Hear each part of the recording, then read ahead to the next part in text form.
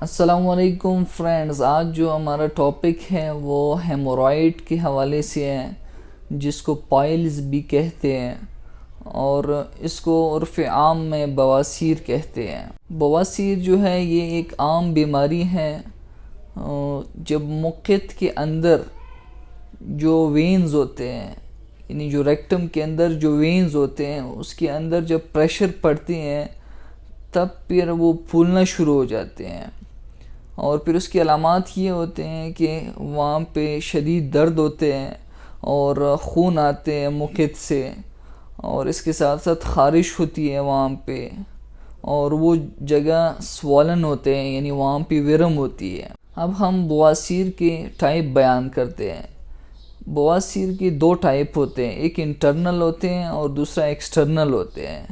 Internal میں بھی پھر 4 گریڈ ہوتے ہیں بواسیر کے۔ فرسٹ گریڈ میں یہ ہوتے ہیں کہ نو پرولیپس، یعنی جو مسے ہوتے ہیں اندر وہ باہر نہیں نکلتے بلکہ اندر ہی ہوتے ہیں اور اس میں صرف خون آتے ہیں۔ اور سیکنڈ گریڈ میں یہ ہوتے ہیں کہ جو مسے ہوتے ہیں وہ باہر تو نکلتے ہیں اور پھر خود بخود ہی وہ اندر جاتے ہیں۔ سیکنڈ گریڈ میں یہ ہوتے ہیں کہ جو مسے ہوتے ہیں وہ تو باہر تو نکلتے ہیں لیکن پھر اس کو انگلی سے اندر کرنا پڑتے ہیں۔ اور 4 گریڈ میں یہ ہوتے ہیں کہ جو مسے ہوتے ہیں وہ تو باہر ہی لٹکے ہوتے ہیں اور پھر اس کو جو ہے نا یعنی نہ انگلی سے اندر کرنا پڑتے ہیں اور نہ جو ہے نا وہ خود بخود ہی اندر جاتے ہیں بلکہ وہ باہر ہی لٹکے ہوتے ہیں، اور اس کو پھر تھرومبوسس پائل بھی کہتے ہیں۔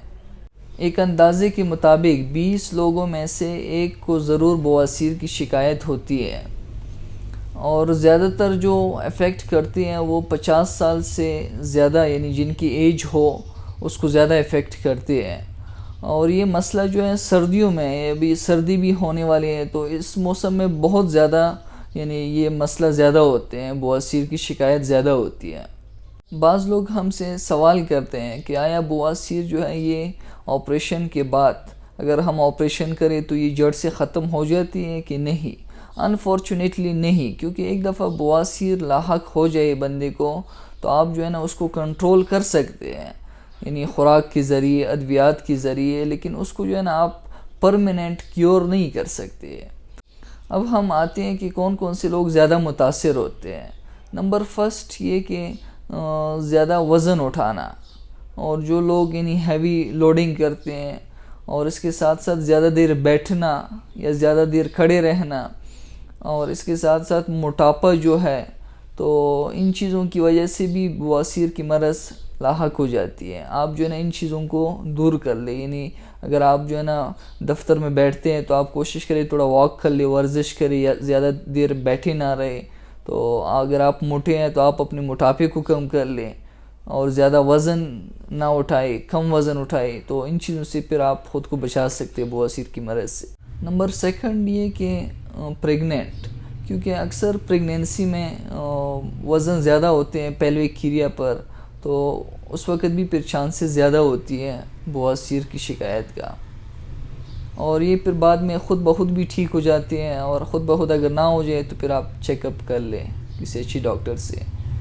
تھرڈ پوائنٹ یہ ہے کہ فائبر کی مقدار کم استعمال کرنا، کیونکہ بہت سے لوگ جو ہے فائبر کی مقدار کم استعمال کرتے ہیں تو اس وجہ سے بھی پھر بواسیر کی شکایت جلدی لاحق ہو جاتی ہے۔ تو ایک صحت مند فرد کو کم سے کم 25 سے 35 گرام یعنی روزانہ ڈیلی بیس پہ آپ جو ہے نا فائبر ضرور لے لیں۔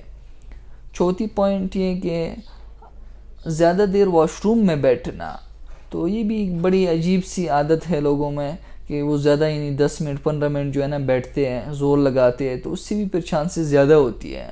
اور جب بھی آپ کو حاجت ہوتی ہے تو آپ اس وقت واش روم چلے جائیں، وہ زیادہ بہتر ہے بنسبت آپ ایسے ہی جو ہے نا واش روم میں جا کے ادھر زور لگاتے رہے، تو یہ جو ہے نا اس سے بھی یہ شکایت ہو جاتی ہے بواسیر کے۔ پانچویں پوائنٹ یہ کہ زیادہ قبض ہو جانا، قبض جو ہے بڑی وجہ ہے یعنی بواسیر کے، اور قبض کے حوالے سے میرا لیکچر بھی موجود ہے، تو اس کا لنک بھی میں نیچے دے دیتا ہوں، آپ لوگ وہ بھی چیک کر لیں اور اس کو یعنی اپنے قبض کو جو ہے نا آپ لوگ دور کر لیں، کیونکہ قبض بہت بڑی وجہ ہے بواسیر کے۔ اور چھٹی پوائنٹ یہ کہ اینل 6 کرنا. اینل 6 سے بھی یعنی جو ہے نا زیادہ تر لوگ اینل سیکشول میٹنگ کرتے ہیں تو اس سے بھی جو ہے نا بواسیر کی شکایت لاحق ہو جاتی ہے. 7ویں پوائنٹ یہ کہ زیادہ تر لیکوڈ کی مقدار کم استعمال کرنا، یعنی پانی کا استعمال کم کرنا، تو یہ بھی بہت بڑی وجہ ہے. تو اس سے کنسٹیپیشن ہو جاتی ہے اور پھر کنسٹیپیشن کی وجہ سے بواسیر کی شکایت لاحق ہو جاتی ہے. تو بندہ کوشش کرے کہ آپ جو ہے نا واٹر انٹیک بہت زیادہ کرے، کم سے کم 12 سے 18 گلاس ضرور آپ لے لیں. تو یہ پھر بہت زیادہ یعنی آپ کی مسئلے کو حل کرتی ہے. اب ہم آتے ہیں کہ بواسیر کو معلوم کرنے کے لیے ہمارے پاس کون کون سے ٹیسٹ موجود ہیں. تو اس کے لیے سب سے پہلی ٹیسٹ جو ہے ڈیجیٹل ریکٹل ایگزام اس کو کہتے ہیں، جس میں یعنی انگلی اندر کرنا پڑتے ہیں اور پھر اس سے پتہ چل جاتی ہے کہ آیا مقعد یعنی ریکٹم کے اندر جو ہے وہاں پہ کوئی سویلنگ یا کوئی ورم یہ چیزیں تو نہیں ہے. تو اس سے بھی پھر جلدی ڈیٹیکٹ ہو جاتی ہے، پتہ چل جاتی ہے. اگر اس سے پھر پتہ نہ چلے تو پھر اس کے لیے ایک اور ٹیسٹ ہوتی ہے، اینوسکوپی اس کو کہتے ہیں. وہ بھی اتنا مشکل ٹیسٹ نہیں ہے، تو وہ بھی آپ جو ہے نا ایزیلی آپ کر سکتے ہیں کسی اچھے ڈاکٹر سے. اور آپ دوستوں کو ایک اور بات عرض کرتا چلوں کہ ضروری نہیں ہے کہ جو بلڈ یعنی جو خون آتے ہیں مقعد سے وہ صرف بواسیر میں ہی آتے ہیں، بلکہ نہیں، بہت سے اور امراض ہیں جو کہ کولن کینسر ہے اور اس کے ساتھ ساتھ کرون ڈیزیزز ہیں اور السریٹیو کولائٹس ہے. تو ان بیماریوں میں بھی یعنی مقعد سے خون آتے ہیں. تو آپ کوشش کریں کہ جب بھی آپ کو مقعد سے خون آتے ہیں تو آپ کسی اچھے ڈاکٹر سے رجوع کریں.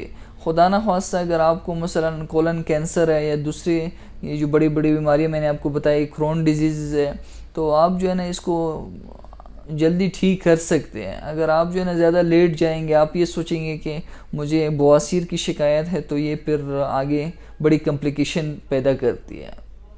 اور آخر میں اگر آپ لوگوں کو میری ویڈیو اچھی لگی ہے اور آپ لوگوں نے کچھ حاصل کیا اس سے، تو آپ جو ہے نا دوسروں کے ساتھ بھی اس کو شیئر کریں تاکہ دوسرے لوگ بھی اس سے مستفید ہو سکیں. شکریہ آپ لوگوں کا.